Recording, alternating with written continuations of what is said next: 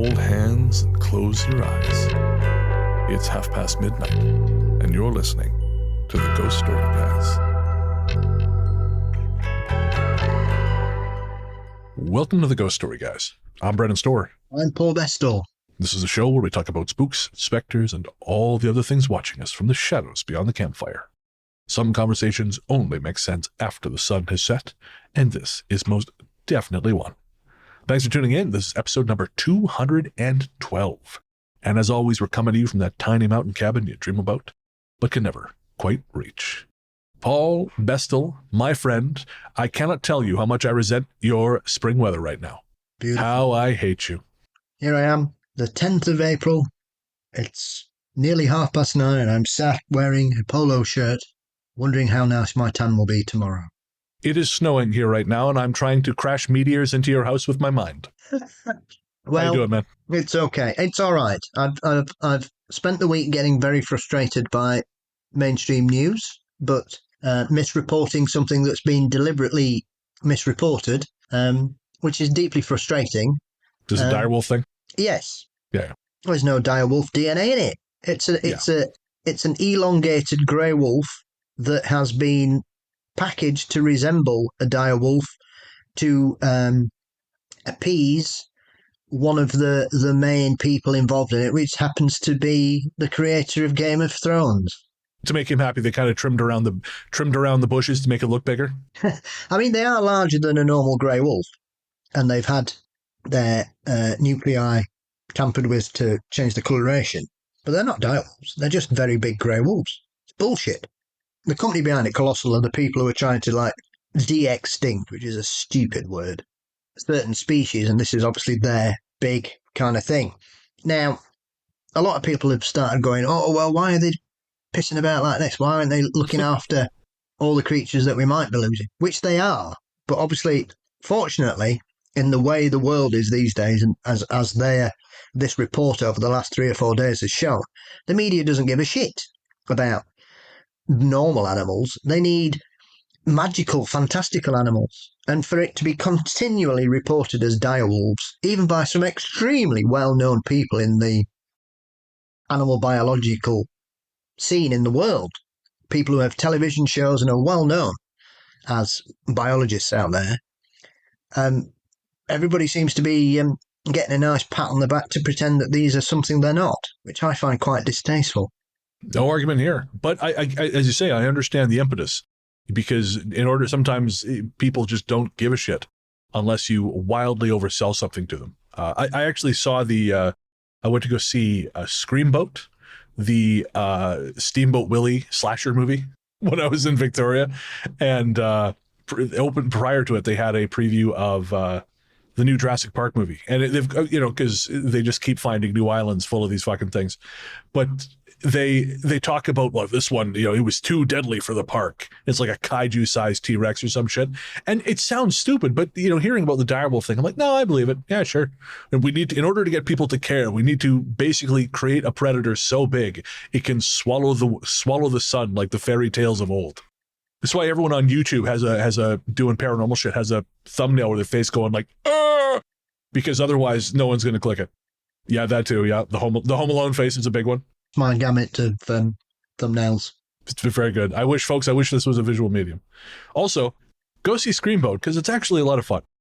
David Howard Thornton, who seems like the good sort, he plays Steamboat Willie, who is hilariously digitally inserted to make him look roughly like mouse height, like maybe like 4 feet tall, so not mouse height, but like not human size either. Well, what kind of mice do you have over there?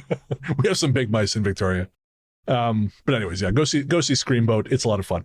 Yes. So yes, other than that, and relaxing with a variety of strange stories about horrible murderers, it's been and rebuilding my studio room. It's been a very strange week, I'll say. Yeah. Well, I just got back to Ontario yesterday. I am yet again very tired. I got in late. However, I was delighted to find that my pigeon buddies out on the balcony, they have hatched. So there are now 2 baby pigeons out there, and it is adorable. So that, it's not all bad news. We lost Chewy, but there are pigeons now. So it's to say, it's not all bad news, but we're not here. to talk about the pigeons nesting on my balcony, although I quite happily would for at least another 20 minutes. No, we are here to tell spooky stories. And on this episode, we have a trio of listener tales I'm very excited to get into. But before we can do that, we have to thank our patrons. This one's for the patrons. Patrons, we could not do what we do without you. So thank you. Thank you, thank you. For real, guys.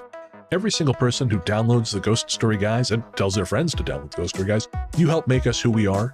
But paid subscribers, like people on Patreon, Apple Podcasts, and YouTube, you are the ones who truly allow this great big machine to keep working, and we deeply appreciate it. And while we'd like to thank all of our paid subscribers, we would especially like to thank our latest ones. They are Lenny Wilson, Tammy Stubley, Jared Ramirez, Allison Lockyer, L, otherwise known as Mama Ursa 3. Again, thank you so much from the bottom of our terrible hearts. We appreciate it so very much. And if you'd like to help support the show, head to patreon.com/ghoststoryguys or sign up to become a friend of the cabin via YouTube. You get access to bonus shows, extra conversations between me and Paul, ad-free release, all kinds of cool stuff. And again, you can get that at patreon.com/ghoststoryguys or by signing up to become a friend of the cabin on Apple Podcasts or YouTube. All right, now with all the housekeeping out of the way, we're going to take a quick break and be right back with listener stories.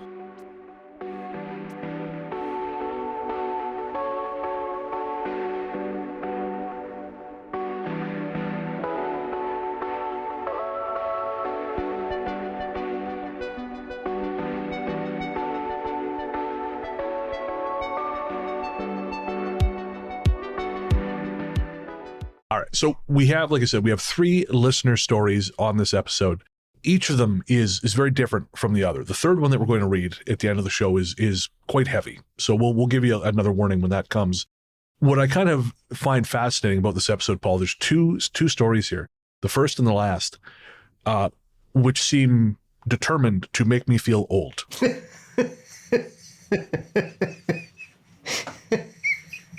They're both wonderful as well. Like, this is emails like this, and actually we had an email back from Clay, who we talked about on the last Talk Spooky. He's doing much better, and that's nice to hear. So like emails like that and emails like this, they're why I love doing this job. But yeah, it's definitely caused me to look back and go, fuck, man, it's been a long time. Old man shouts at clouds. Old man shouts at clouds. Yeah, old man has a lot of gray in his hair when he lets it grow. It's not good. Just shave it off, babes. That's what I do every 4 days. I can hide my age from myself for a little. Although if you look at the old chest hair, you can't see it on here. It's pretty fucking gray. But anyways, yeah, I'm now at that stage. I have to, especially as the sun comes out, and therefore I'd look silver. Oh, yeah. So, and even more so with a tan. All right. So the first email's from Sarah, and Sarah starts with, "I'm a long-time listener, but it's my first time writing in. I had to look back in the episodes to figure out when I started listening, and all signs point to 2019. You guys have been a constant in my life for so long that I, 1, graduated college, 2, met my perfect, wonderful, amazing life partner, 3, moved across the country to a farm in Virginia, and 4, bought a whole ass house in very rough condition, all while listening to your show." I mean, that's awesome, Sarah. That is wonderful, and I'm so happy for you. But, oh, God damn, I've been doing this is my 9th season. Doing this show. Did you ever think you'd become the soundtrack to people's lives? I sure fucking didn't. I mean, we'll talk more about it at the end, but like, honestly, man, the fact that this has succeeded at all, the fact I can make even a modest living from it is kind of hard to get my head around.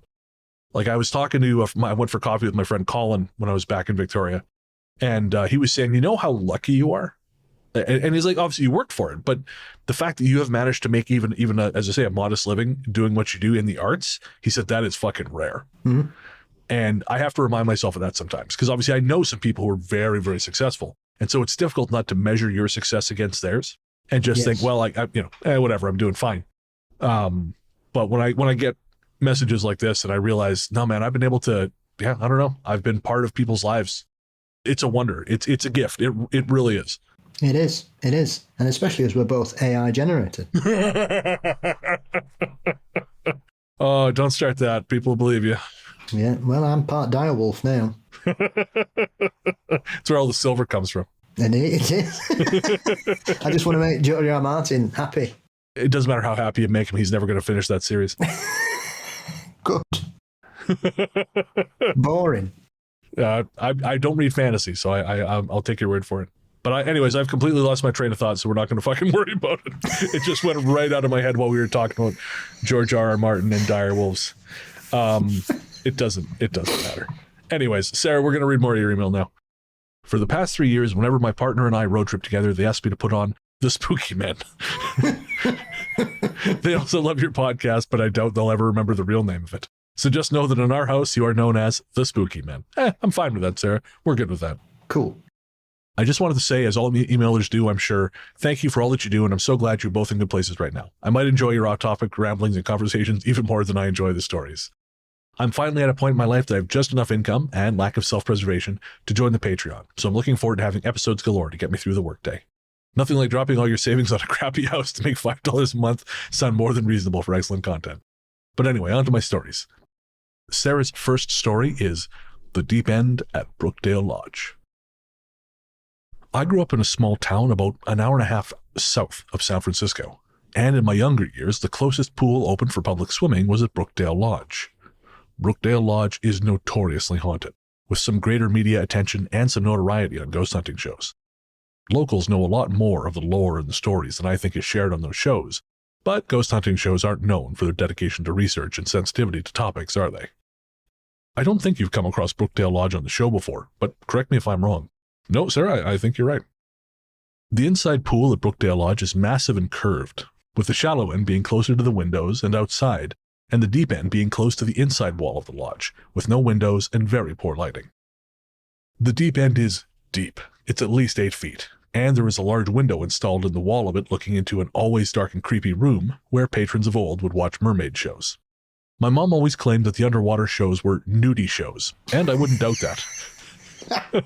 Sounds like my kind of place, Sarah, I gotta be honest with you. And I wouldn't doubt that, especially knowing that bootlegging and brothels were active at the lodge in the 1920s. The underwater lights in the deep end never really worked, and I remember it always seemed pitch black on that side of the pool. On multiple occasions, young children would nearly drown on that side of the pool. Once they went under, it was basically impossible to see them in the dark water, and I remember my dad diving down at least once to pull up a kid who had let go of the pool edge and sank like a rock to the bottom before the parents even noticed they disappeared. It was a death trap, and no one was surprised when the pool and lodge were closed to the public in 2011 due to, quote, numerous safety infractions and a suspected tax fraud-inspired fire. There's stories of kids dying that way in the pool, and one particular story of a girl dying at her own birthday party by cracking her head open when she dove into a shallow area. Not sure if these are true stories, but they did keep me wary of that pool and aware of the dangers of dark and deep waters. The lodge is open again and doing well, but the pool remains closed. And I mean, pools, man, a lot of people don't, I think, understand how dangerous pools can be. I know it sounds like a dumb thing to say, but a lot of people fucking die in backyard pools. Yep. Well, it's the thing. It's the mixture of fun, alcohol, and water. Yeah, and honestly, even without the alcohol, my grandparents, they had a backyard pool, and they were always very, very cautious about, you know, if anyone was going to be in there, there had to be someone watching. There had to be an adult somewhere nearby, and it was just non-negotiable. Even when they were much younger, and they had the first, I think, private pool in Revelstoke. So kids from all over town would come and swim in their pool. One of them had to be there, and if they weren't, you just weren't allowed. To this day, I'm terrified of pool covers because they just drilled it into me that thing will like crack and like wrap itself around you and drag you down to the bottom of the pool, as we saw in that documentary Lethal Weapon. I was going to say, you brought up by M. Night Shyamalan. Did that also happen to M. Night? Oh, of course, Unbreakable, isn't it? Yeah. There we go. So yeah, no, that was the whole thing. And yeah, the mermaid show, Sarah, I can't help but think about The Nice Guys, the film The Nice Guys, where they had a mermaid show. And I assume now, whenever I see mermaid show, I assume there's something seedy happening, which maybe is not fair to mermaids, but can't help it. Did you see the mermaid who got bit by a fish the other week? No. There was, I don't know where it was, but they'd got somebody swimming in a tank full of fish, and I think it's a sturgeon, just goes, and just like swallows her head. Jesus Christ, was she okay? Yeah, she got away, but yeah, she'd probably not want to do that again. Or they might not put her in with one of the water's most ferocious predators. Yeah, there was a real breakdown in communication there, because I'm thinking if you're going to put someone in the water, maybe we should make sure there's nothing in the water that eats someone's. Or anything. Sturgeon will eat oat. It's like you might as well put a catfish in there. This is Or an alligator. Where was this, Paul? I think it might have been in China. Oh, okay. I was expecting Florida. Color me surprised. I'm sure. In fact, I'm going to Google it. Hang on. Mermaid attacked by sturgeon straight away. Yes. Unsurprisingly, it was an aquarium in southwestern China who was bitten on the head by a sturgeon. And if you Google it, you'll be able to see the live footage of the actual attack. Well, obviously, I'm going to watch that right now. Go for it. Sturgeon. In fact, I said it was the other week. It was January. That's fine. My memory of the past is completely subjective too. This year is already a blur. If it happened before today, it was, recently. It happened. Holy this year. fucking shit. That's terrifying. That poor woman. It's not nice, is it? She's going to have nightmares. I'm going to have nightmares about that. I can't imagine her. I got to watch it again. Oh my God, it's so fast. Why do people get in the water? Why do you get in the water? What the fuck is wrong with you people? Water's fine. You just, like I say, it's one of those things. Like groupers, people misunderstand them and they just drag you down. They can just pull you off a boat and pull you down, and you ain't getting away from them. And they're not even known as a ferocious fish, a grouper. That's terrifying. And it doesn't give a shit. It's just like, well, it's just Tuesday. Whatever. It didn't work out. That's fine. Clearly, these people need to watch Jeremy Wade's River Monsters. This is how Scaramanga kills off Bond. Like, why? We're gonna put you in a tub with a man-eating fish. Sarah's second story is Fairies at Brookdale Lodge. Same pool, different story. My friends and I thought that fairies lived in the Brookdale Lodge garden. I don't know why we thought this, and I don't know what made us start thinking about this. Little kids just like fairies, I guess. I was definitely less than 10 at the time, old enough to be able to swim, but young enough that I needed to be supervised. The little garden where we thought the fairies lived was right outside the windows into the pool room. The windows, I think, were like a wavy kind of glass, so they weren't completely see-through, or they were normal glass, but were too tall for me to actually see out of very well. I have a very clear memory of playing in the pool and glancing up at the windows only to see glowing lights of various colours floating and moving right outside the glass. Pinks and greens and blues, colourful soft lights just dancing around slowly on the other side of the window. I should have been wildly excited and ran to see what was causing the lights. If I was in my right mind, I definitely would have at least told my friends who were playing in the pool with me to look. But instead, I just felt an immense sense of peace and tranquility. I was completely calm and content just to watch the lights move for a few seconds, and then I turned back to what I was doing. I know I looked back at the lights a few times and they were still there, but then it was like I forgot about them completely or something, and I've still no idea what I saw or what it was. Or maybe it was just a dream that I misremembered as a reality over the course of the years. Either way, it's a memory that has stuck with me. I like stories like that. It's very gentle, isn't it? So they're obviously not Scottish fairies. Getting them kids, come on, little shits, come on. In the sack. Off you go. Off to see the Goblin King. Yep, no, that's it. You're fucked now. I was obviously you've got me watching Hammerson Peters stuff now. And for folks who don't know, Hammerson Peters is a Canadian YouTuber who does a lot of really cool videos on the paranormal and things like this. And he had a story on his website about a place called Fairy Lake. It's actually just north of Victoria, which I've always found to be really kind of to have a vibe to it. And I wasn't sure if the name was just, a name or if there was actually some kind of activity associated with it.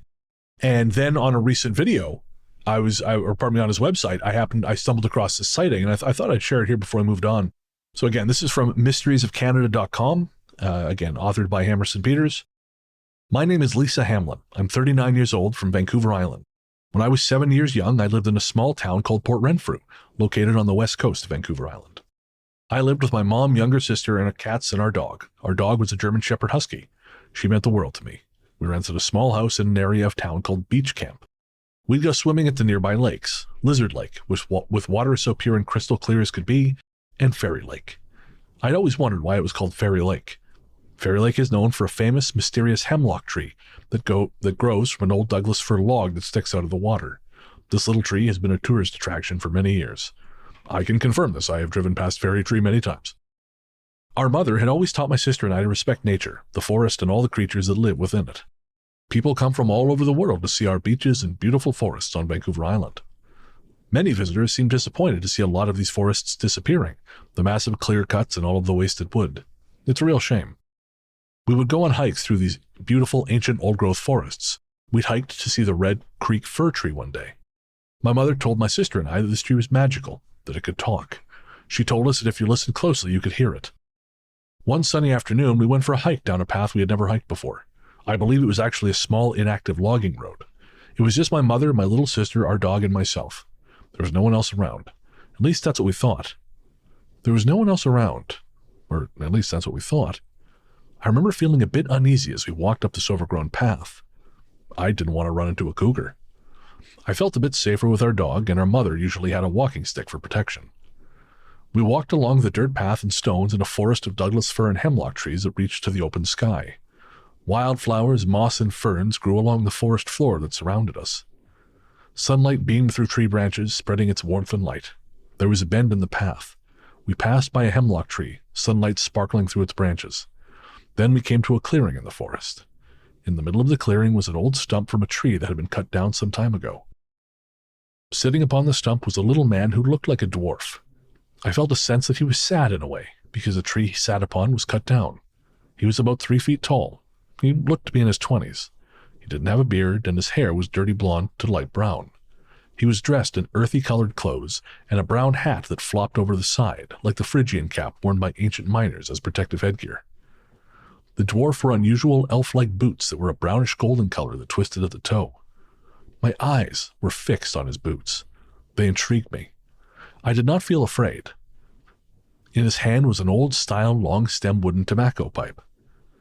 We were speechless. Our dog didn't bark. No words were said. We just looked at each other, his eyes fixed on mine. He grinned with a mysterious look on his face like he knew something I didn't. Then suddenly, he magically disappeared before our eyes. Without a trace, he was gone. And so that's just, again, another example of a fairy encounter, but a little closer to home for me.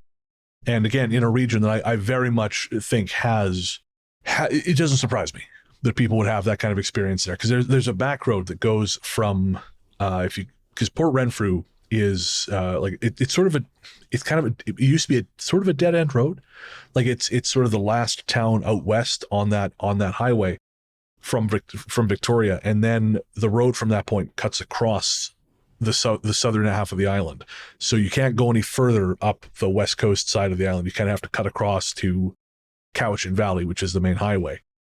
And it's a beautiful drive. And it used to be all dirt roads, so there wasn't a ton of traffic back there, and then they paved it a few years ago, and so there's obviously a lot more traffic now. But I remember driving back there before they paved it, and it just felt like you were in the middle of nowhere, and I suppose in a lot of ways you were. I mean, there's at least one or two communities back there, but they're small. They're lovely little places. But when you're out in the woods and the forest, and you're on those sort of forest roads, it feels like another world, and again, I suppose it is. Sarah's final story is Phantom Arrow. I practiced archery when I was younger, not that I was especially good at it.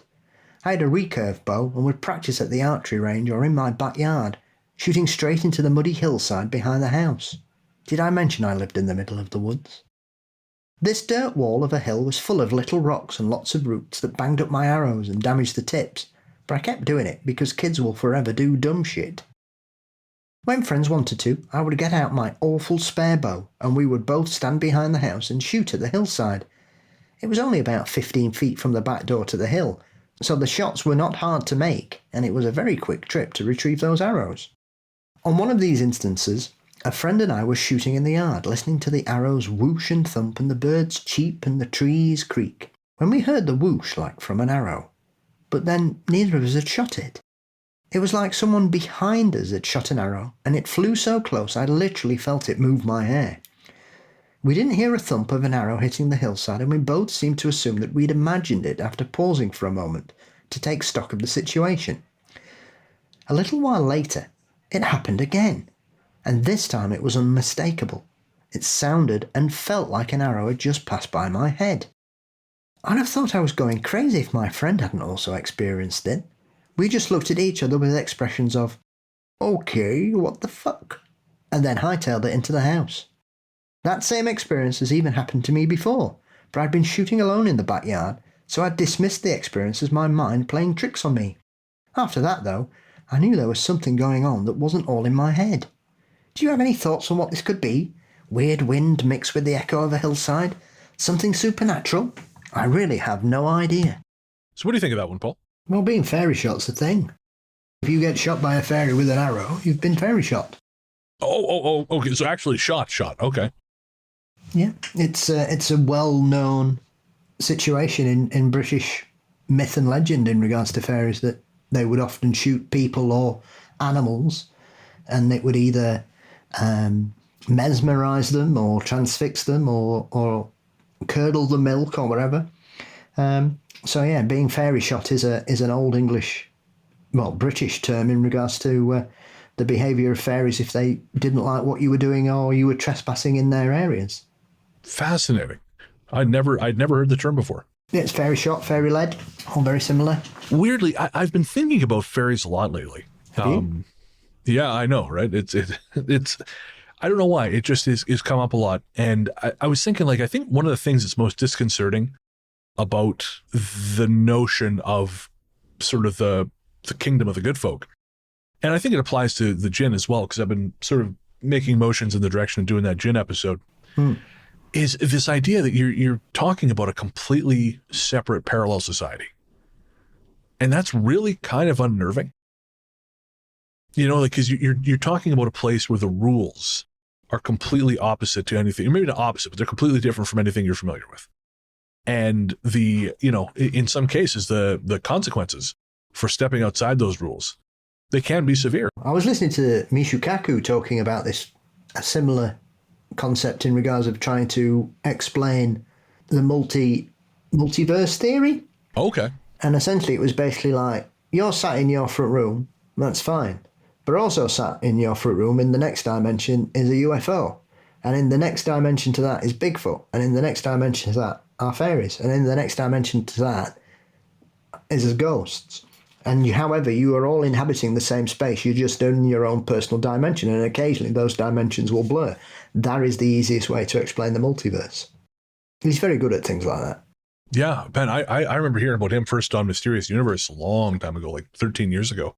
Incredibly intelligent people who can talk about subjects without presuming that the people they're speaking to are idiots are always the most impressive intellectuals that I want to listen to. Oh, absolutely. And someone who can take a complex concept and break it down into an understandable version of itself, that's a real skill. Yeah, all the best have done it like that. Carl Sagan was another one. That's true. Yeah, absolutely. I mean, he was mashed most of the time, so it's probably why he talked in such a relaxing manner. But, you know. That does help. Good for him. Hey, man. The world right now, or the world at any point, probably the best way to approach it is maybe a little bit soused. Yes.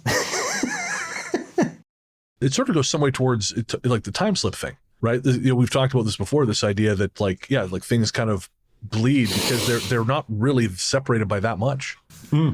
He had a separate video on time slips that I watched / listened to, and I wasn't really that impressed with it because mostly it was like Versailles or the one everyone knows that was on on fucking Unsolved Mysteries about the people watching the Civil War hospital. Yes. You know, it's interesting, but I've heard it 100 times. It's not, it's not particularly compelling anymore. But what I was thinking is, because obviously this is something people have said, maybe this explains why some people go missing and don't come back. You know, they kind of pass through. This is what I had a knock at my door just now, folks. So I'm completely off track. But yeah, so the thing that I was thinking about is when this thought that people are passing through, and I was like, well, okay, so if people are passing through and not coming back, and that's why some people go missing, and so they're in the past, Why are we not hearing about it? Why is that not being like, if I can like fuck up and walk through a hole in time and I go back to like 1875, why am I not like Biff Tannening the shit out of this and buying like bringing my sports almanac and like betting on things? And I was wondering, do you think people die? Because I've heard, and I don't know a lot about this because, me and science are not exactly bros, but I've read that if you were to go back in time, you might actually just get fucked over by whatever bugs happen to be, like viruses happen to be there at the time, because we are kind of grew up in a completely different era of pathogens. So I wonder if that's got something to do with it. Maybe you go back in time, you see some crusty old cowboy, he sneezes, and then you catch whatever the fuck it is that just is sitting in his immune system because you're used to it, and you basically melt. That could certainly be an aspect to it. I mean, obviously, you've also got the aspect of how many people currently held in mental health institutions claim to be from the future. Yeah, I guess that's if fair. You're wandering around 1872 going, hey, I'm from 2026, and they're like, okay, we got a live one. Get the wagon, boys. Yeah, that's fair. Take him downtown. Make sure to beat him good. What the hell are you wearing? Are you from a carny? Well, I maybe that's the thing. I was like, don't you think the clothes would give it away? But maybe not. And again, if I did get sent back to 1875, they'd say, well, tell us your future knowledge. I don't fucking know. Buy Apple stock. 100 years from now. Don't get on the Titanic. Yeah, that's it. And even that's like 30 years away, right? I got no fucking idea. But tell us something of the future. Don't enter a competition to win tickets for the Hindenburg. Indoor plumbing is going to be big. If you see Franz Ferdinand, tell him to drive in a tank. Yeah, there's going to be this dude trying to get into art school in about 30-some years, something like that. Let him in. Just make sure you let him in. He might be shit at it, but let him in. That's it. You know what? There's plenty of mediocre artists out there. Just pretend he's got a rich dad and let him in, It's a true tradition where I'm from. Someone's got a mediocre fail son, we just give them some kind of position. We were joking about how shit the Allens are off air, but like maybe we're by giving these talentless jokers a spotlight now, we're saving ourselves some kind of dictatorship down the road. And Christ knows we got enough of that going on right now. I hadn't noticed. No, I know, it's very subtle. Yeah, everything's great here in England. We've got a new theme park being built. We're all happy. What's a new theme park? We're getting a Universal Studios. No shit. They bought 700 acres in Bedfordshire, which is a shame, but you can't have everything. Well, let's hope they don't build a Harry Potter world. We've already got one of them. Do you? Yeah, we had it first. Thank you very much. Oh, well, that seems, I guess. Hooray. Oh, okay. Yeah.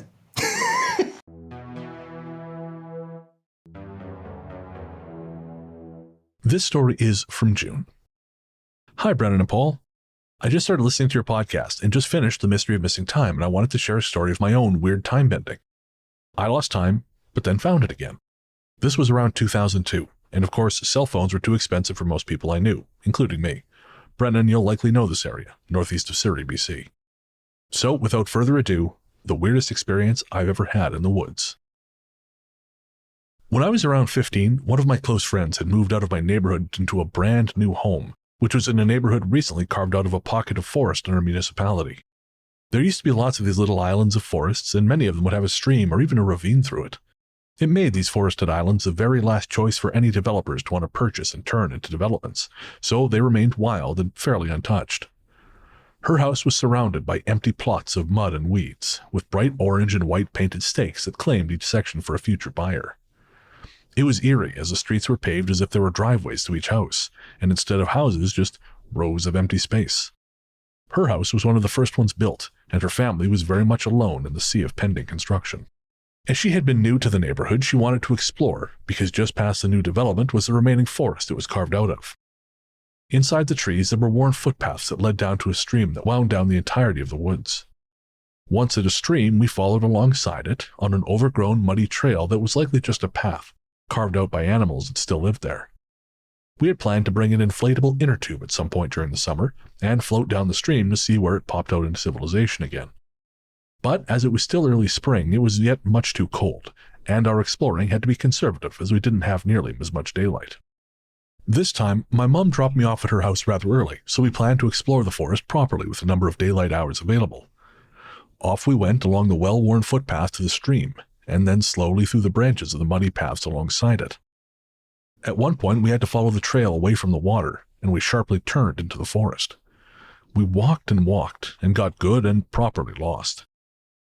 But we knew the forest was finite in size, surrounded by highways and new developments, so we didn't worry. We must have been following the path slowly for what felt like half an hour when it led out into a matted grassy field. In the center of the field was an old decrepit barn.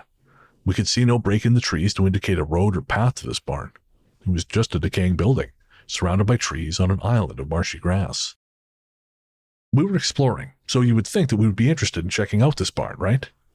But it felt off. It felt displaced and menacing. More than that, we couldn't see the sun in the sky above the tree line. The woods around us were darkening, and the barn was heavy with shadows. Where had the time gone? We felt the urgency to leave, to get back home before the forest turned into black woods. We turned around, planning to follow the same path back to the stream. We quickly lost the trail in the darkening woods, and soon we found ourselves gently stepping over decaying wood and bracken, trying to again find a path. Eventually, we found ourselves at the stream again, but I didn't see a trail that would take us parallel to it and home. I thought I had seen a trail that led through the woods, but my friend said that she thought we would be better off forging a trail next to the stream. We compromised. While she waited, I would go down this trail a few moments and see if it led to civilization, and would backtrack to her with findings. Off I went on this dirt path, and when I turned a bend, I lost sight of her.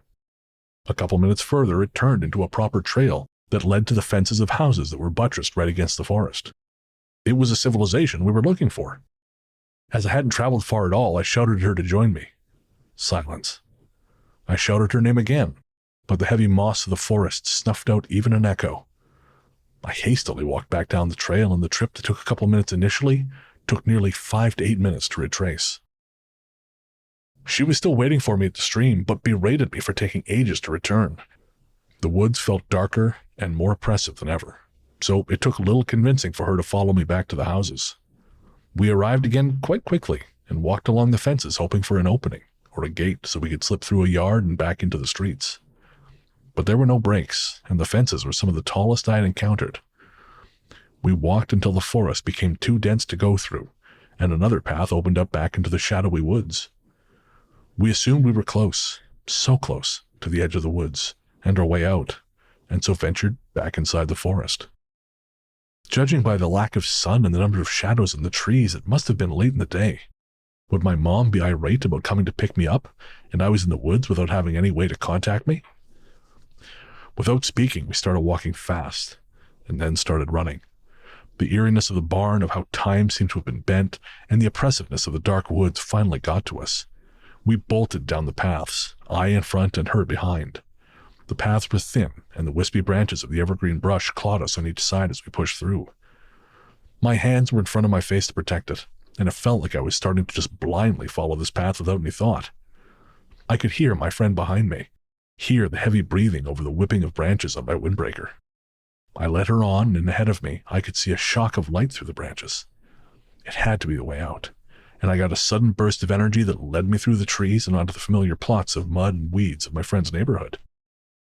Breathing deeply, I turned around to say something to my friend, who I thought had been hot on my feet seconds before. There was no one there. Before I thought to walk back into the woods, she burst out running from the trees 10 or so meters behind me. She had not been behind me and hadn't been for a while. She had fallen behind and lost me around a bend, but pressed on as there had been no deviations of that trail.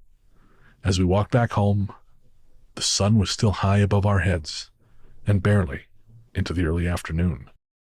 We didn't ever talk about that experience. She was really religious. She was Jehovah's Witness. But we also never went back into those woods together. So this is the message that June reminded me about on the last Talk Spooky. And again, I'm glad we managed to get to this because what an extraordinary story. Very strange. This is one that kind of gave me a chill reading it. And I think it's interesting because, as June said, this is Surrey in Archery, not yours, obviously. Yes. Not the nice one.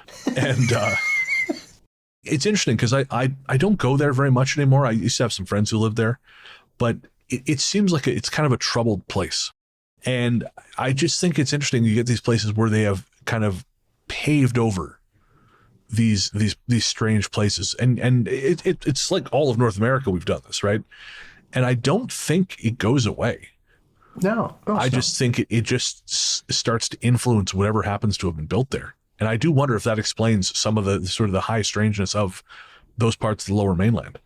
It's a strange thing, I think, especially when you're in a particularly designated area of woodland that you know it's only so big and you can only go so far. How far away from civilization can you be, as June said? And yet it seems like you're completely lost and there's no escape for what seems forever. And then when you burst out, it's like you've come out of a bubble and you're back in reality. Yeah. Yeah. I mean, again, like I know we talked about the whole, being killed by old timey sniffles or whatever, but this is really, I get this touches on like deep fear shit for me, because I find it deeply unnerving. This idea that you can just walk through somewhere and not come back, because I'm so dumb that I am just always curious about these things. Even though I know better, even though I have this running joke on the show about how terrified I am of the woods, I'll see something and I'll think, oh, what's going on over there? I mean, my cousin Mike and I, years ago, there's an abandoned barn south of Revelstoke. We went through that motherfucker. Was it falling apart? 100%. Could the floor have given away at any time? 100%. Did we still go through it? You bet your sweet ass. Yes, I miss discovering abandoned houses just laying around as they used to be. I mean, obviously these days, Urban X, as it is quite a popular thing, isn't it? Of course.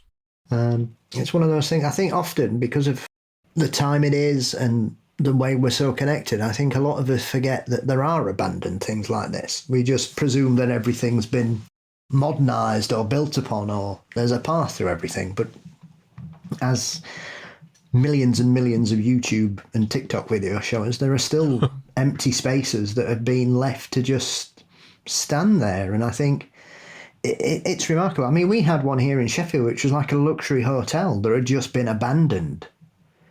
And I didn't even know it was there until I heard about someone had died in it doing some urban exploration about 10 years ago. Oh, shit. I didn't even know it was there. And it was, I think it was closed in the late 80s, early 90s. And they just boarded it up and left it. It was one of those places where there was glasses still on the bars and the beds still had the covers on. There was papers and things in there. Bizarre. And I always find stuff like that where people just basically go, oh, fuck cleaning this up, we're off. And I was like, what? How does this happen? I mean, you see it on documentaries and like I said, some of these urban explorer videos and stuff, and you'll see them go in places and they'll be like, books, it's almost as if, like they always used to say about mysterious, like the Mary Celeste, as a prime example, when they found the boat, there was like, the table was set for dinner and stuff. Yeah. And it's things like that that really give it a strange edge, like the Flannan Lighthouse case. Actually, I don't know that one. So that's the one where you've got Flannan Isles on the western side of Scotland. Okay. And it's very remote, obviously.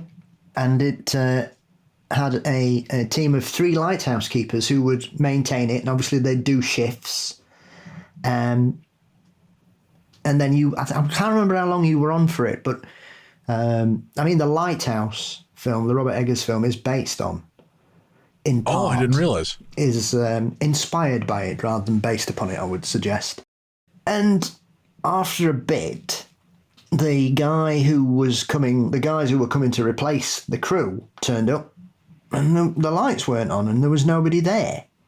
And so they went up, and there was some strange damage at the top of the roadway. I mean, you're talking like 150 foot up from the sea. And they'd gone. They'd vanished. They'd completely disappeared. And now nobody knows at all what happened. Everybody suspects or can theorize about what happened to the men, but nobody knows for sure. I mean, one of the explanations is that they were washed off by a wave, which currently would have to have been the largest wave ever witnessed by a living human. There's things like two of the men's jackets are missing and there's one still in the house. And people said, oh, well, the guy was having his breakfast and he must have heard that something had happened. What? What, and he ran out without his coat on? Well, that straight away says, well, if it was, then it can't have been that bad a weather. And at the end of the day, there was some damage to the walk, this ladder walkway or something that's never really been explained, and that's why people say, oh, they must have been hit by a wave. But it'd be the biggest wave ever recorded. Yeah.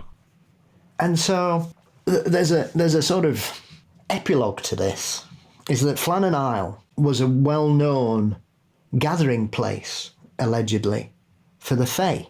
Oh. And by all accounts, the Fae were not very keen about humans coming over there and digging up their island and building this great big bloody monstrosity on it that shone a light all night.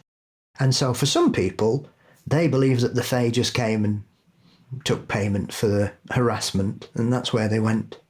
So there is a connection to the Fae with Flannan Island about that disappearance. Fascinating. Well, Paul, we weren't going to talk about it, but the last segment that we just recorded with Sarah's stories got so fucked. It was insane. It's kind of hard to describe exactly how it all went off the rails because I will have skillfully edited it so it doesn't sound fucking nuts. I went 20 minutes into the future. He really did. Holy shit, guys. So basically, we were talking about the Fae. I told the story from Hammerson Peter's website. And then what you won't hear, because again, I am an editing super genius, is Paul started reacting to me having read the third story, which I had not read. I had read the Hammerson Peter story. And so he starts talking about being fairy shot after I've told this story about Fairy Lake. And I'm like, what the fuck is he talking about? and then you let me carry on for 12 minutes. I just thought, well, I can roll with this. That's because that's what I do, baby. I'm a professional. Do you want to talk about whatever the fuck you want? I will figure out how to make it work. And then afterwards, I went to go read the story, and he goes, "Oh, you've already read that?" No, man, no. But he was convinced I had read that story. And then when we went to figure it all out, it was actually his story. But the reaction that he gave to it basically worked. So again, when you hear it, it'll all sound very smooth, but it was all completely fucked. And somehow it worked out all the same. It was very, very strange. And especially as I've been talking about alternate dimensions and the multiverse theory. And then that all had occurred. Yeah, it very, very strange. Whenever this topic comes up, things get weird. Punched a hole through time. Yeah, you sure fucking did. Well, and speaking of like weird little things, obviously, June's story takes place in Surrey. Well, that Hammerson Peters video right at the end, which I listened to it in chunks because 4 hours is a long time. It had the story of two men from Surrey who went missing in what they call the British Columbia Triangle. Now, I think the name is bullshit. I don't think there is a British Columbia Triangle, but the disappearances are real. And yeah, they are. And two of the men were from Surrey. So just another strange coincidence today in a series. You need to take that up with the British Triangle Promotions Authority for British Columbia there. Oh God, everything's got to be a fucking triangle. I get it. SEO is a thing. People, we gotta get Why clicks. Can't we have a rhombus? That's it, right? The British Columbia tetrahedron. Open your minds. Kids nowadays don't know. 5G's brainwashing you, dude. And birds aren't real. I actually just read about the bird drone that someone has come up with. So now, great. That's well, one nothing surprises me. Drug dealers threw fake rocks over prison walls with drugs in them. Right. And prison guards just didn't notice and they, oh, no, there's a rock on the floor there. Yeah, full of crack. So that's somebody really taking notice of their surroundings. Oh, look, there's a rock there today. That looks weirdly plastic. Oh, well, I'm sure it's fine. Hang on, this is a tennis court. What's going on? Not my problem. Anyways, quickly just going back to June's story. Again, I am just fascinated by this. And if anyone is from that part of Vancouver, I'm actually thinking about doing a Haunting of Vancouver episode in the coming weeks or in coming months, because we really haven't done many Canadian cities. And I'd really be interested to sort of focus on Vancouver just because it's a fascinating city. You know, I had my own kind of, nothing crazy, but a couple experiences there when my cousin was staying there. Yeah. So if anyone has any stories from Surrey, sort of similar to this, to June's experience, or just their own stories from Vancouver, ghoststoryguys@gmail.com. We would love to hear it.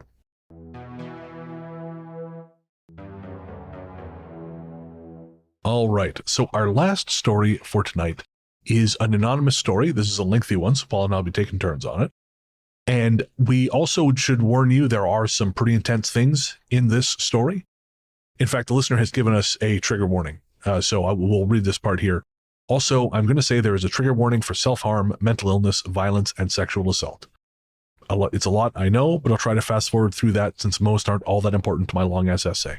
I won't feel bad at all if you skip, cut, or edit this. I write a lot and have experienced many weird situations.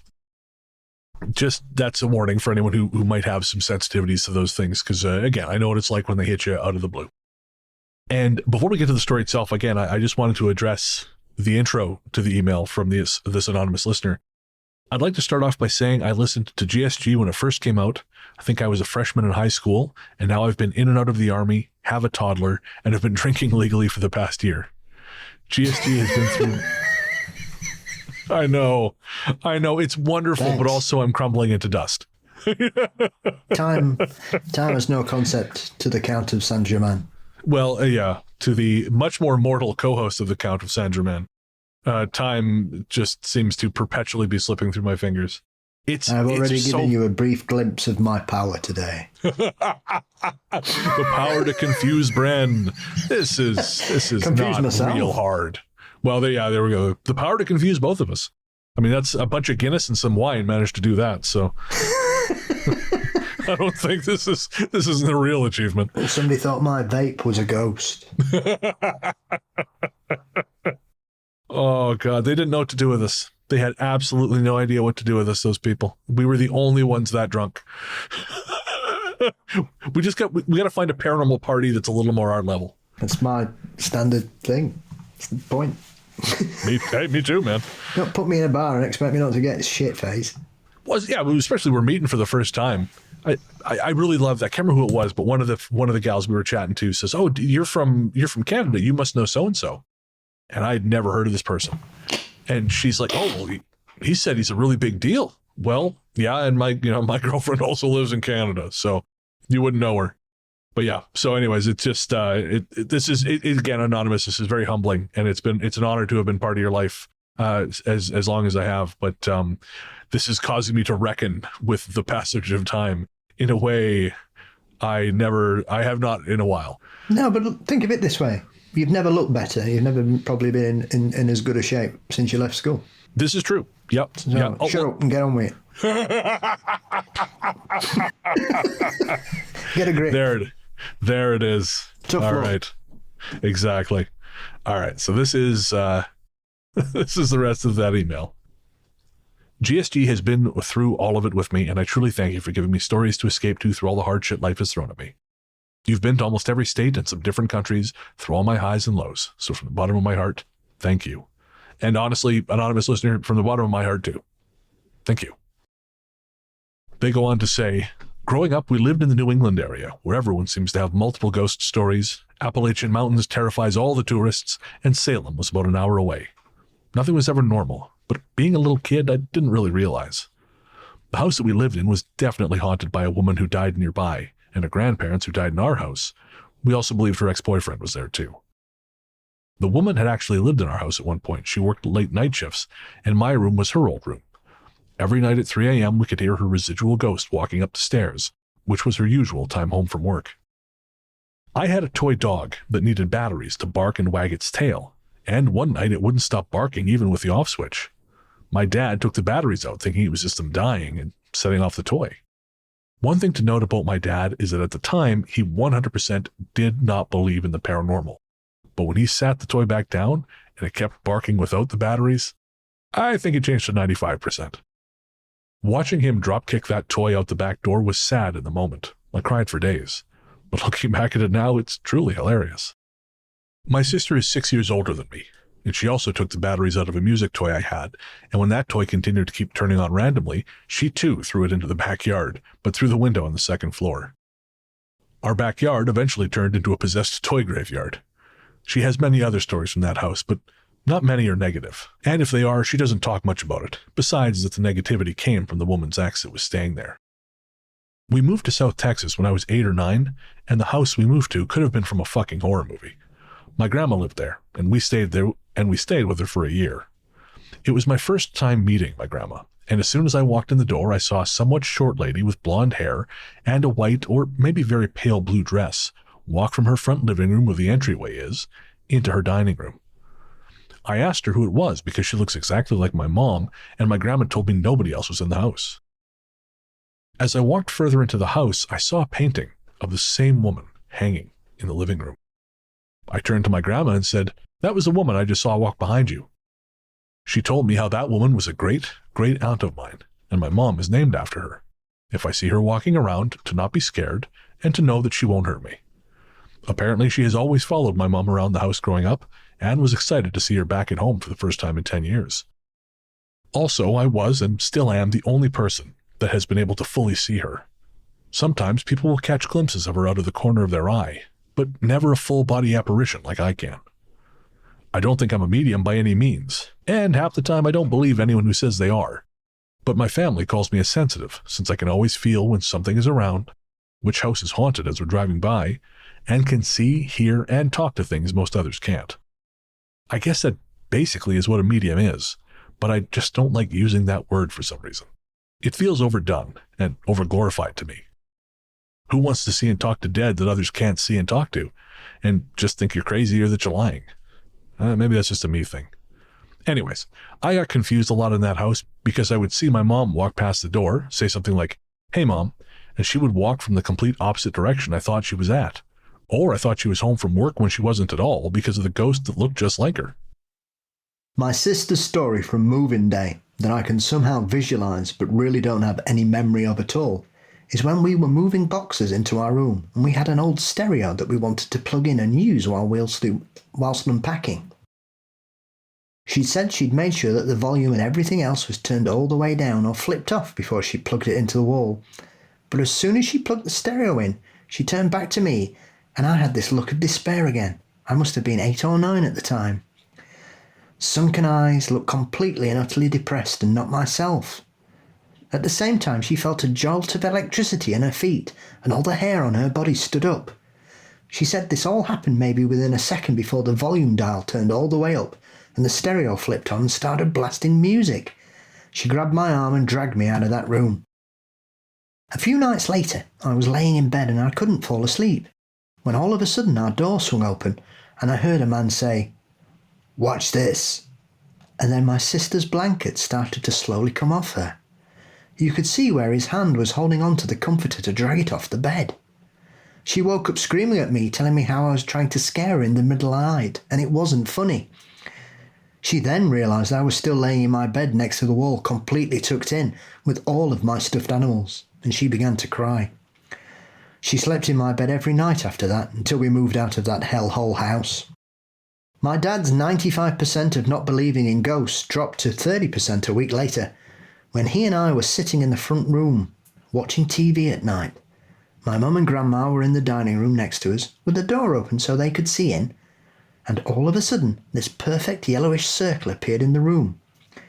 It got bigger and brighter, until it just went. It didn't fade out, and it didn't shrink down. It just was gone. I'm not a big believer in orbs. I always write off the reasons for orbs being caught on camera, but I couldn't find a good explanation for this thing. Also in that house was an antique mirror that's at the beginning of a long hallway that has all of the bedrooms besides the master in it. If you look into the mirror, you can see the kitchen directly behind you, and to the right is the sitting room. It's a big house with a very confusing layout, and technically 2 living rooms, and which we call the second one the sitting room. One day, my sister decided to wake up late and use extra time getting ready in the bathroom, so I had to use the mirror out in the hallway. Stupidly, I was trying to brush some gum out of my hair. My mum was in the sitting room watching me and casting judgment because of the gum, She's very judgmental and believes that tough love is the best way to parent. As she was yelling at me, I was looking in the mirror when a shadow formed behind me in the kitchen near the window and then darted to my right out of view, then back to the left, and appeared much closer. I could feel it right behind me, and then it disappeared. At the same time as the disappearance, the rocking chair in the sitting room started to move.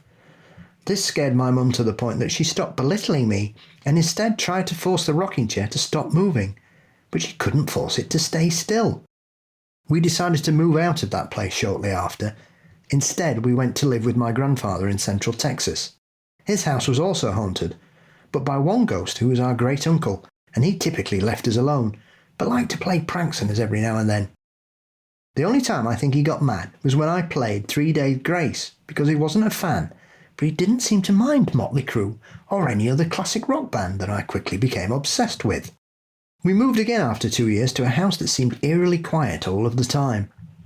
I think it was the only place we ever lived that wasn't haunted, but every now and then it seemed like something would pass through and it was always near my room. And this is when I started to wonder if I had an attachment of some sort. Eventually my parents got divorced and I decided to say fuck school and drop out. Somehow studying enough to get good SAT scores on my own and a GED so I could move out on my own and start college early. Being 16, I needed a co-signer for a lease and had my grandfather do it under the agreement that I would keep good grades. I didn't. I remembered why I dropped out of high school and also dropped out of college. When I called him to tell him that college wasn't for me and I needed something that would scratch and itch my brain, saying I had more important things to do with my life, he couldn't hear me. Any time we tried calling each other that entire week, he kept hearing a man's voice talking about something completely random, as if a stranger had called the wrong number but decided to start a conversation without knowing who they were talking to. I don't know if it was paranormal or not, but it certainly saved me from the wrath of an ex-Marine. COVID then hit, and I decided to enlist in the army. The guy I was dating at the time was in the reserves, what a loser, and told me I wouldn't make anywhere in life and the military should be for men only. I sent him a picture of my score on 98 on the PICAT, which is the newer version of the ASVAB and almost a perfect score, and another picture of me with my signed contract flipping it off, and then I blocked him. You go, girl. While I was in the army, I ended up at Fort Sam Houston in San Antonio at one point. San Antonio already has many weird things, but this being the medical hub for the army, we all experienced some crazy shit. Backtracking to Fort Jackson for basic training, I was pulling ACG, which is when you sit at a desk for a certain period of time playing security for the bay while everyone sleeps. The girl I was pulling ACG with and I both saw a white figure jump out of an occupied top bunk, bend over as if they were putting their boots on, and run past us through the door. We never saw anything like that again. But at Fort Sam there are quite a few abandoned buildings. One morning I'd gotten up early to go pick up some energy drinks before we started the day and stopped to throw out some trash in a dumpster near some barracks by the gate. One building was for co-ed medboarding AIT students, and their sister building had been abandoned.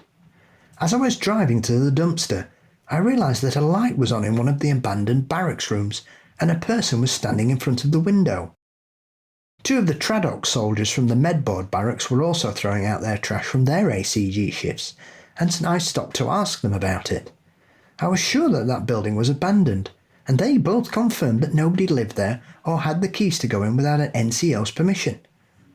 But the lights were turned on and off randomly, and once every few months it was their jobs to go in the building to check to see if maintenance was needed and to clean up anything. They said that people always saw shadow figures. Things would move or just straight up disappear, and one of their drill sergeants refused to go in there because he'd once had a rock thrown at his head. Just looking at that building made me feel nauseous and filled with dread. After that had happened, I didn't think much of it and went on with my life. I moved duty stations and had gotten into a really bad accident causing broken bones and brain damage, preventing me from being in the military when all I wanted to do was do the full 20. While I was in the process of medboarding, I had fallen into a very deep depression, went to the mental hospital for an eating disorder and self-harm. I had been sexually assaulted. I know this sounds messed up, but I was surprised that it hadn't happened sooner due to all the stereotypes of the military, and I couldn't see the light at the end. I had just given up on life at that point. This caused me to act out.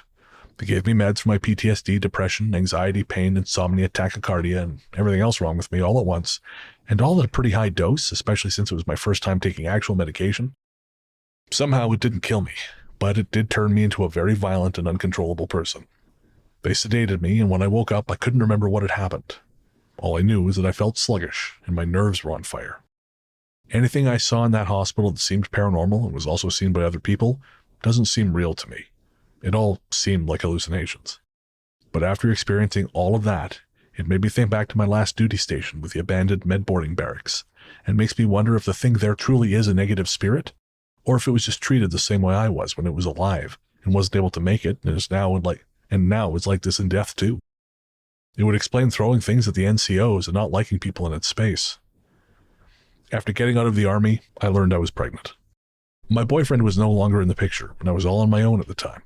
I moved to a shitty little town in the middle of nowhere, Texas, and rented the first place I could afford.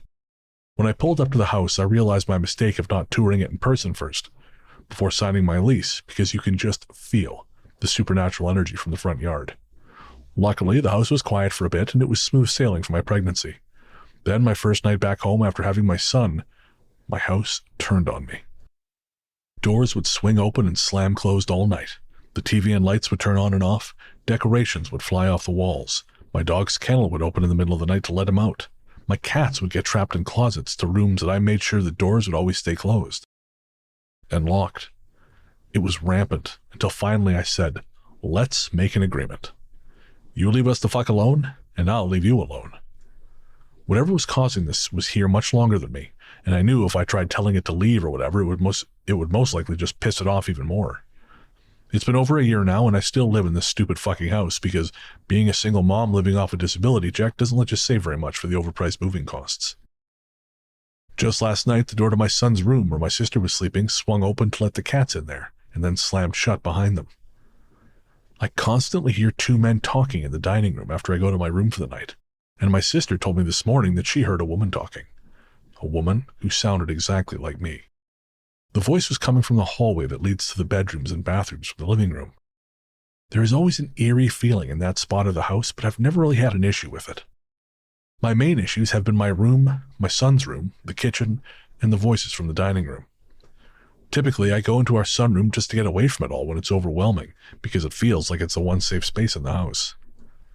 Coincidentally, the entire house was built in the 50s, and the sunroom was added on in 2021. The house was abandoned from 2022 to 2024 when I moved in.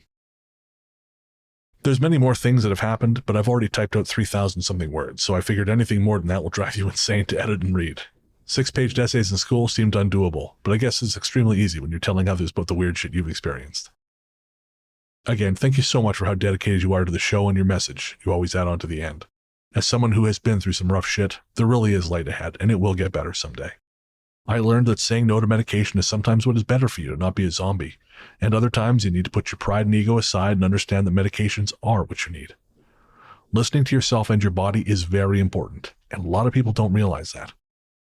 Also, the last episode you mentioned migraines, and I wanted to put out there that during my time in the Army, I had learned that when you get migraines with auras or any type of migraine where you get white or black spots in your vision, you cannot take anything with estrogen in it, like birth control, because it puts you at a much higher risk of stroke. For some reason, my doctors, especially neurologists and OBGYNs, don't know about that and don't tell patients about it. Luckily, I had learned it from being in the medical field, where we prescribe all female soldiers going to basic training with pentanyls so they don't go into shock, and 90% of them go on birth control as well. So yeah, do with that what you will. And Anonymous, again, thank you so much. It's wonderful to have had you along this ride. And again, it's an honor for us and myself especially to have been part of it. What an incredible series of experiences. And I left a bit about the birth control in the end because that shit's really fucking important. There was actually a woman from Revelstoke who died from a stroke, very likely caused by birth control medication. But Paul, what I think is really, really compelling here, I mean, it's all fascinating stuff, but the two different situations where it seems like there's voices, like there's something living alongside them, not just a ghost, but again, I can't help but marvel at how these three things have all kind of slotted together, even though I did not intend for that whatsoever. Yeah. It's like they're all variations of something running parallel with them in different ways and showing itself in different ways. They all seem to have aspects of that, even though the experiences are slightly different. They all seem to have a central fulcrum that seems quite familiar that runs through them all. My They're very pigeons are happy. back, guys. Apologies. You're just going to have to deal with it. I've chased them off once already, and I don't want to scare them away from the little pigeons, whatever the fuck they're called. So Pigeonettes. pigeonettes, yeah. I don't know what baby pigeons go. No, I have no idea. But Chick. there we go. But yeah, I just think it's really, really interesting. And I think too that like the fact that, you know, that her mother was very kind of like, you know, tough love is the way of things. And that she saw that sort of collection of shadows as she was having kind of a negative experience. Like that's, I don't think that's an accident. And there definitely has been a correlation we've seen in sinister shadow people stories where there's sort of a darkness in the house generally. Like where negative things are happening, there does sometimes seem to be sort of an escalation of sort of the sinister shadows. Because again, not every shadow person encounters sinister, but certainly in this case, it seemed to be. Well, I would attack that from the opposite side, actually. Okay. Because the shadow appearing while she was being chastised by her mother then saw the rocking chair start moving on its own, which then stopped the mother chastising her and focused on the chair. So she was no longer being told off. So if anything, I would take that as a positive protective apparition rather than negative. Okay. Well, I mean, I like that much better.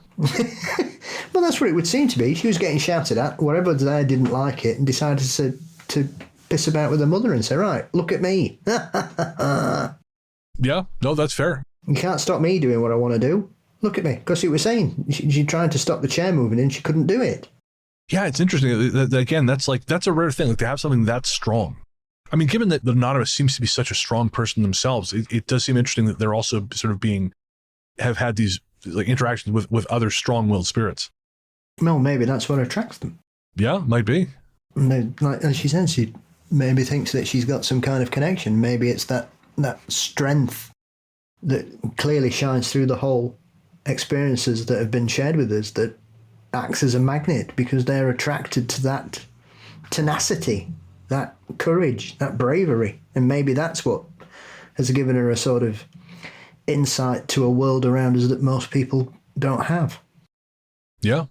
Well, I mean, it's certainly that case for the living. I know there was a friend I met a long time ago who didn't understand. She was undiagnosed autistic at the time. And she didn't understand when people were attracted to her or why people would want to talk to her. And she was a very, very effervescent person, very intelligent, very lively, you know, very energetic. But she didn't understand that people are drawn to that. And I kind of tried to explain it to her, sort of like when you enter a room, it's like, which is kind of funny, me telling someone this is like the blind leading the blind. But I had to explain to her, like when you enter a room, you are different from other people. People react. You're like a candle in a dark room, and so people are going to be drawn to that. The downside to that is both good and bad people are going to be drawn to that, Yes. and you got to get better at discerning which is which, or putting up a wall between you and the world, because otherwise you're going to keep getting hurt. You know, the just dipshitty people are going to keep taking advantage of your good nature, and she did, and she got there, and it's been, you know, it was wonderful watching her grow into into a much more fully rounded person. But yeah, I wonder if it's the same thing with the other side. There is a certain kind of personality type, and, you know, both good and bad things, strong things are drawn to that. Definitely. Interesting. Well, Anonymous, again, thank you so much for sharing your story. And if you ever want to send in more, please do. Don't worry about word lengths or anything like that. That's not a problem. We just love getting the stories. The pigeons, they love it too. You can hear them out there. They're having a great old time shitting on my balcony. But they're adorable, so I can't kick them out. But no, really, again, thank you for sharing. Thank you for telling us about how long we've been a part of your life. And thank you for being you. Thank you for being strong. And all the best to you. All right, well, that concludes our trio of listener stories. Thanks again to everyone who sent them in, and thanks to everyone who sends us comments, questions, stories. We love hearing from you guys.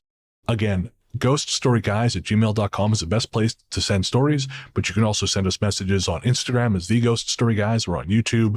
We pull comments from Spotify, all over. We love, love, love your feedback. So thank you so much. And we are going to take a quick break, and we'll be right back.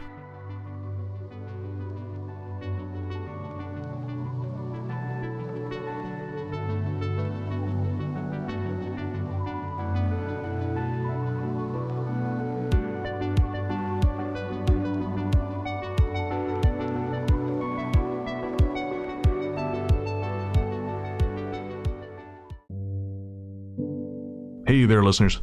Before you reach for that skip 15 seconds ahead button, I promise you this isn't an ad. We wanted to take a minute to talk to you about mental health.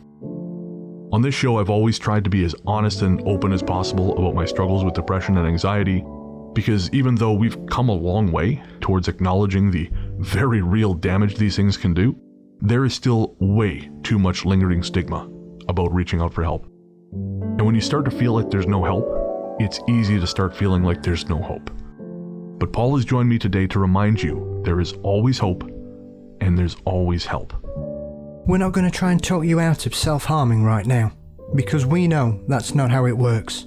Instead, what we wanted to do was tell you something now and hope that should things get bad, you'll remember it and make a phone call or send a text message before you make any permanent decisions. As someone who knows all too well just how important mental health can be, it's never too late to reach out. In Canada, the number to call is 133-456-4566. In the USA, the new number to call is 988. That's 988. In the UK, the number to call is 116-123 or text SHOUT, that's SHOUT, to 85258. In Australia, the number to call is 131114. However bad shit seems, it will pass. And no matter what your brain might be telling you at any given moment, and believe me when I say I know this intimately, there are people who love you and people who care deeply about how you treat yourself. Should a time come when you find yourself despairing, please know that we've both been where you are, and there is a way back to the world. Take care. Welcome back. The Ghost Story Guys are Luke Greensmith, who helps us find our stories. He's also host of the Luke Lore podcast, available everywhere fine podcasts live. Tanya Downing, who manages our Facebook community. Sarah Kent, who manages our Reddit community. You'll find us there at r/Ghost Story Guys podcast, and we'll also be pulling from there for Talk Spooky episodes as well. Our paranormal conductor is Mr. Brennan Storr. And of course, my friend and co-host is the one, the only, the inimitable Paul Bestel, the paranormal Johnny Carson himself, host of Mysteries and Monsters. Paul, what's coming up on M&M? I'm delighted to welcome back J.W. Ocker to discuss his United States of Cryptids book, where we discuss a variety of weird and wonderful creatures and the joys of cryptid tourism around the continent, and discuss some of our favourites, from frogmen to lizard men to werewolves to all sorts of things, and very little mention of Bigfoot. We try and look at everybody else that's a bit strange. Very cool. And where can everyone find you online? You can find Mysteries and Monsters on all podcast sites and social media.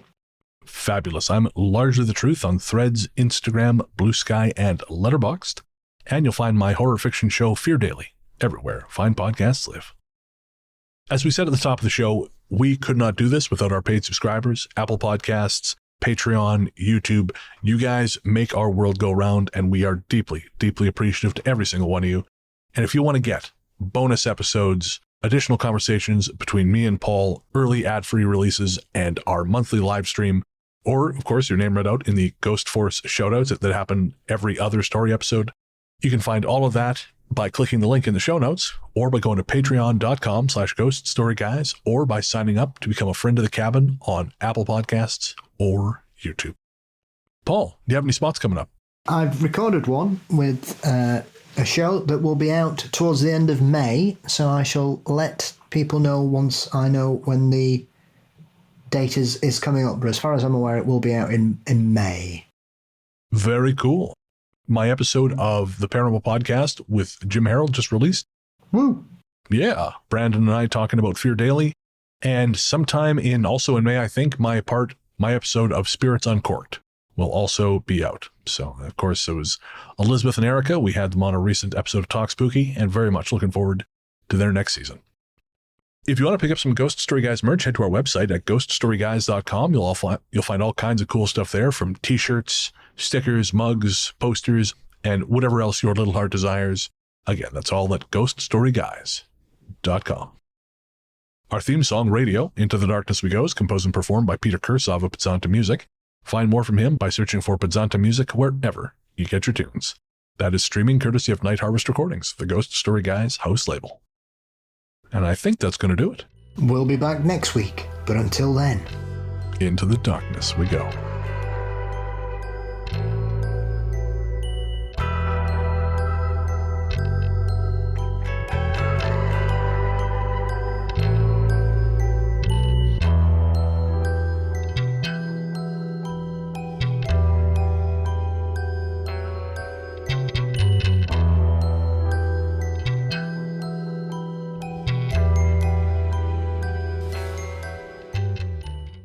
yes, I'm just wondering why Theo's got the world's itchiest face at the minute. Hang on.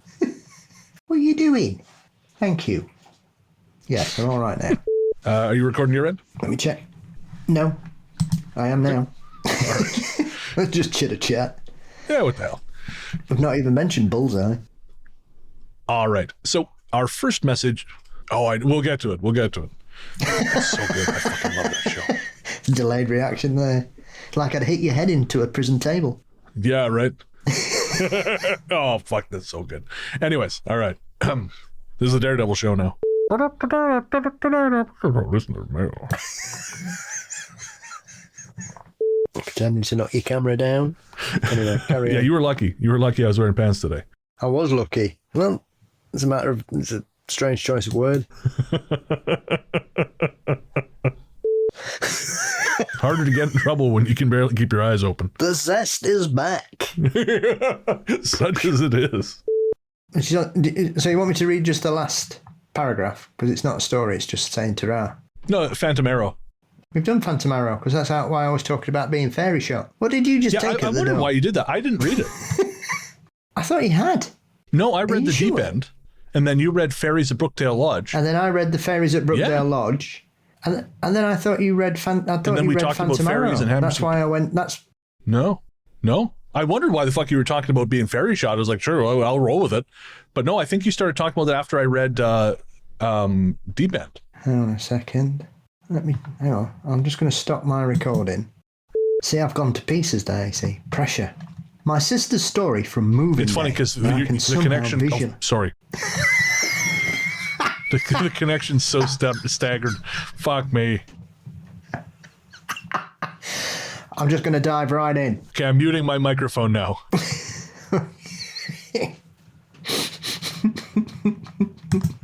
I used to get Fred Gene wouldn't. Kelly and Grace Kelly confused. Good job the prince didn't. That we know.